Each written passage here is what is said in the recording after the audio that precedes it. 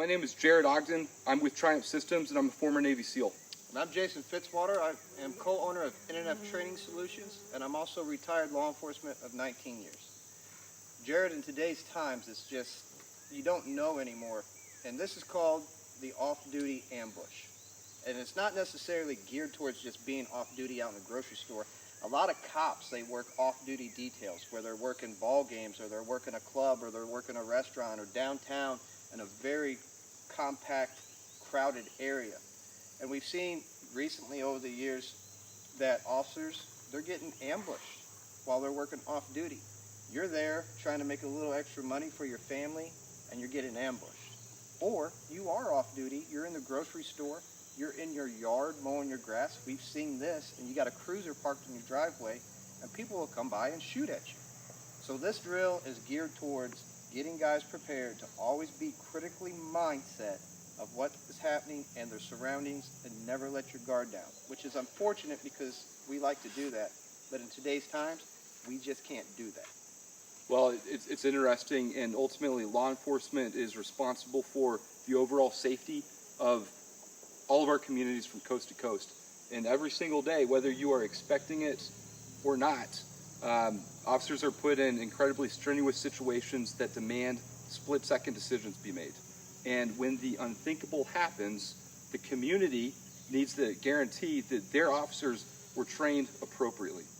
At Triumph Systems, we make the industry's best training equipment for your law enforcement agency for this type of decision-making under stress type of training, which is absolutely critical.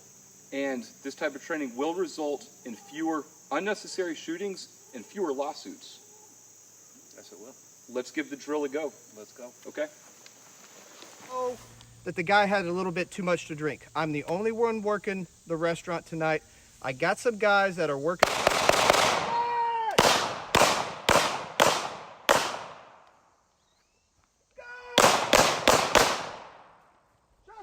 Shots fired, Central.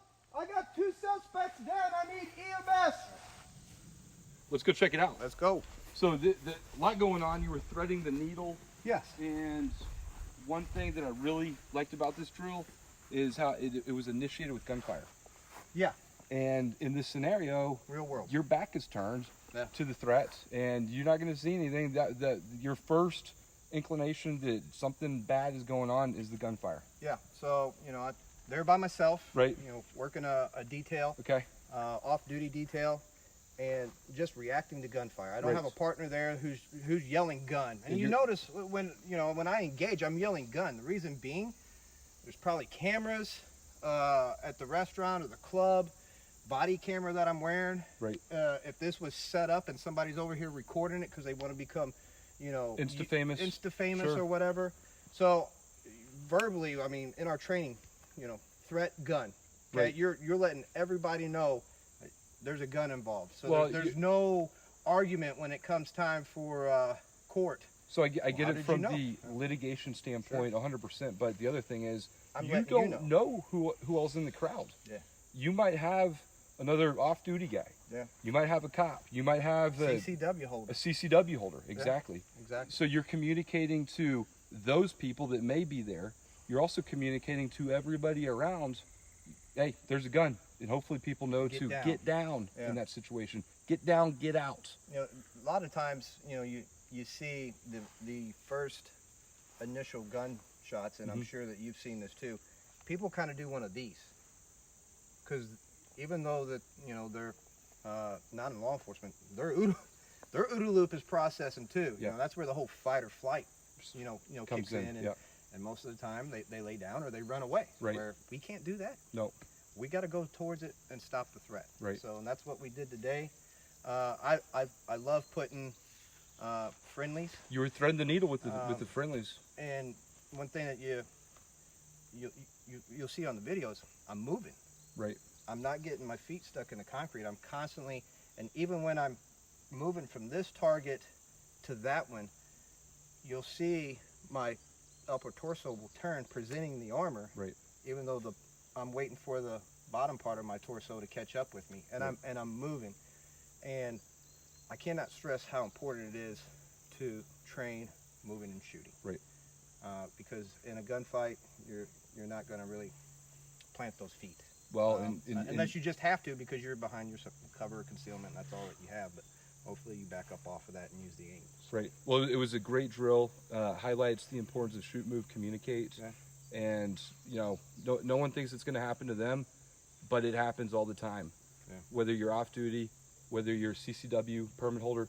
Unfortunately, active shooter, this is the world that we live in. It is. And, you know, as Americans, it's our right to carry.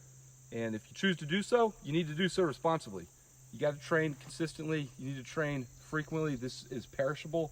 And, you know, we've got very affordable products to facilitate your training so that you can make those split-second decisions when it's life or death. Yeah, it's about going home. It's about going home, Yeah. right? You know, Right. This is something that no law enforcement officer ever signs up No. that they want to do. No. But the fact of it is, and the reality of it is, they need to understand that it's something that they may have to do. Yep. And they need to be able, qualified, and ready. And it would be terrible if the first time you experience this scenario would be real world. Yeah. You need to practice. You need to train. You need to rehearse. So, great drill. Loved it. A lot of fun. Let's set it up again. Let's do it again. Okay.